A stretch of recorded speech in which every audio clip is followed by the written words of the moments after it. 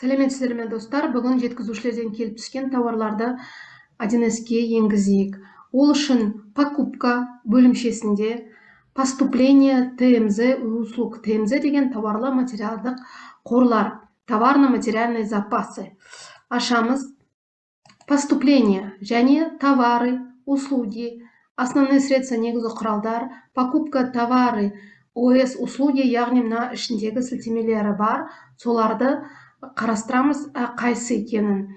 Ал төменгі қарай бұл жалпылама, мысалы өндіріске қатысты, импорттық товарларға қатысты, құрылымдық бөлімшелерге қатысты және бейрезиденттерге қатысты қызметтер мен жұмыстардың келіп түсуі.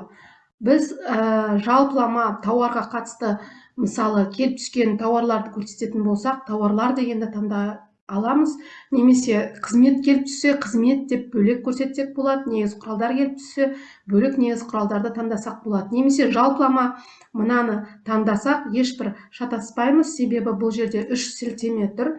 Соның мысалы тауар болатын болса, тек қана тауарды таңдаймыз. Қызмет болатын болса, тек қызмет таңдаймыз. Немесе тауар жеткізумен бірге болатын болса, онда тауарды да жеткізуде де бір жолда, яғни бір документте көрсете аламыз, бір құжатта.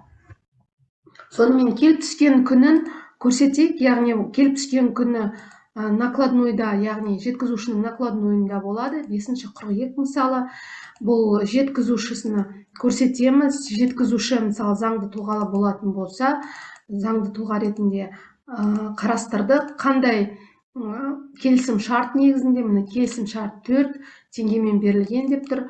Қарастырдық. Тауарлы материалдық қорлар подбор арқылы таңдасақ болады.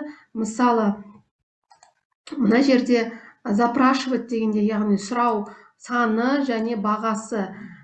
Егер мысалы қант сататын болсақ, саны мен бағасы белгілі болатын болса, онда саны және бағасын бөлек көрсетеміз. Сан мен бағасын қарастырып жатқан кезде, сонда 100 килограмм және бағасы мысалы 450 теңге. Мына қант төмен қарай кесе жағына түсті. Сары май дәл солай, мысалы 25 килограмм 4000 теңгеден деп көрсетейік және аударамыз. Мысалы тағы нан деп тұр, 100 дана 100 теңгеден дей салайық және окей. Міне 3 кестеге 3 тауар түсті. Осы 3 тауарды құжатқа көшіру, перенести в документ. Көшіреміз, мұны автомат түрде түсті. Записать, провести. Құжаттың өткізілгені провести, проведен деген арқылы білуге болады. Мұны проведен және де проведен болатын болса, яғни өткізілді, бухгалтерлік жазбасы бар деген сөз. Мұны кредит бойынша жеткізуші көрсетілген ТО интервал, және де дебет бойынша бірінші тауар, екінші шикізат, үшінші дайын өнім деп 3-ке бөлініпті бізде, және сатып алғандағы қосылған құн салығы. Бағалары мұны әрі қарай бөлініп көрсетілген барлығы. Жабамыз, және де бұл құжат негізінде шот фактураны да енгізуге болады. Шот фактураны мұны төменгі жағында ввести шот фактуру деп басамыз. Шот фактура жеткізушіден келіп түседі. 5-42 бұл айналым күні болып саналады. Ал шот фактура осы 5-ші күннен бастап 15 күн аралығында келу керек. Яғни 15 күнді қосатын болсақ, 20-шы 42-ке дейін келу керек еді. Номері бұл жеткізушінің келген шот фактураның номері, мысалы, ең соңғы күні 20-сы күні келіп түсті дейік. Зарегистрировать, мұны шот фактураны ашып көруге болады. Бұл 1С-тегі толтырылған шот фактура. Сонымен қатар электронды шот фактураны бұл жеткізушіден келіп түскен шот фактура болғандықтан выбрать деп мына тізімдемеде дәл осы номердегі және осы күнмен берілген шот фактураның тізімі шығу керек. Ол үшін жалпылама электронды шот фактуралар күнделікті жаңартылып тұру керек.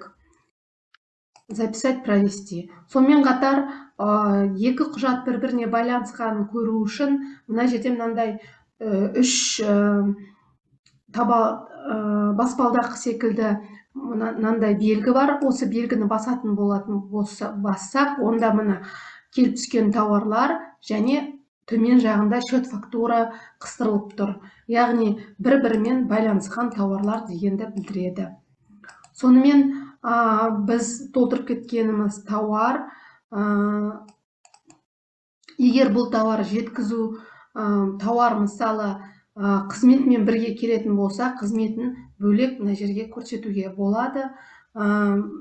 Егер дәл осы компания қызметті дәл сол күні көрсеткен болса, немесе қызметті бөлек, мысалы қызмет деп тағы бір жолды ашып, немесе жай ғана қызмет болатын болса, мына басып, мысалы сентябрь 22-сі күні қай компаниядан келіп түсті қызмет, мысалы арт компаниясынан келісім шартты қараймыз. Номер 7 теңгемен деп қояйық. Қандай қызмет түрі? Бізде мысалы маркетинг қызметі деген бар екен. Егер де біз количество ценаға қоятын болсақ, бір қызмет мысалы 150 мың теңге деп белгілейміз. Және де мына төмен жақта түсті. Осы төмен жақта түскен ақпаратты құжатқа ауыстырамыз.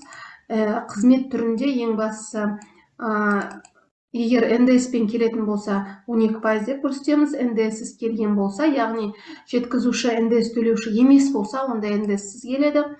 72 шотына отырды, оны дұрыс болатын болса әрі қарай қарастырасыздар. Прочие услуги деп белгілеп, мысалы бұл қызмет қай бөлімшеге қатысты, мысалы сату бөліміне қатысты. Записать, провести. Дәл солай счет фактураны да енгізуге болады. Ввести счет фактуру, ввести новую счет фактуру. Яғни счет фактураны енгізу. Счет фактура бұл жеткізушіден келіп түседі. Себебі бұл барлық құжаттар жеткізушіден келген құжаттар. Қай күні келген? Мысалы 22-сі күні накладной келсе, бұл айналым күні деп аталады. Ал 29-ы мысалы счет фактура келіп түсті. Ашып көретін болсақ, показать. Мына счет фактура айналым күні 22-сі, ал счет фактураның күні 29-ы. Ешқандай айырмашылығы жоқ, жай ғана счет фактура дегенді білдіреді. Және дәл бұл жерде де мысалы байланысқан құжаттарды мынау үш баспалдақ ретіндегі мынандай белгі арқылы көруге болады. Басамыз, мына бұл жерде қызмет түрі екені көрініп тұр. Келіп түскен қызметтер және 22-ші қыркүйек және счет фактура астында тіркелген. Сонымен келіп түскен тауарларды қарастырдық. 1С бағдарламасында келесі кездескенше сау болыңыздар.